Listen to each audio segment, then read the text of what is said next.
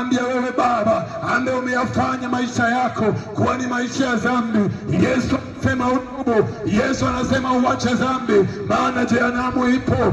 Yesu anataka umwamini, using'ang'anie dini. Dini zimeletwa na wanadamu, ila wokovu umeletwa na Yesu. Yesu anakupenda, anakutangazia msamaha. Neno la Mungu linasema Yesu ndiyo njia, kweli na uzima. Mtu haji kwa Baba ila kwa njia yake. Hakuna dini yoyote inayompeleka mtu mbinguni. Hakuna dini yoyote inayompeleka mtu mbinguni. Anayempeleka mtu mbinguni sio mwingine, ni Yesu Kristo aliye hai, ni Yesu aliyeshinda kifo na mauti, ni Yesu aliyepigwa pale msalabani. Ndiyo mwenye njia ya kukufanya uweze kuona ufalme wa Mungu. Hakuna mwingine, hakuna mtume mwingine, hakuna nabii mwingine, hakuna mtu mwingine, ila ni Yesu peke yake, ila ni Yesu peke yake. Yesu ni Mungu, Yesu ni Mungu, Yesu ni Mungu. Hapo mwanzo kulikuwako na neno, Yesu alikuweko, Yesu alikuweko.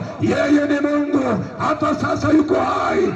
Yesu ni Mungu. Tunamdhihirisha kwa mataifa yote kwamba yeye ni Mungu. Tunamdhihirisha kwa mataifa yote kwamba Yesu anaokoa, kwamba Yesu anaponya, kwamba Yesu anabariki, kwamba Yesu anatakasa. Ukimwamini Yesu utauona uzima wa milele. Ukimwamini Yesu utaliona badiliko. Yesu ni Mungu, Yesu ni Mungu, Yesu ni Mungu.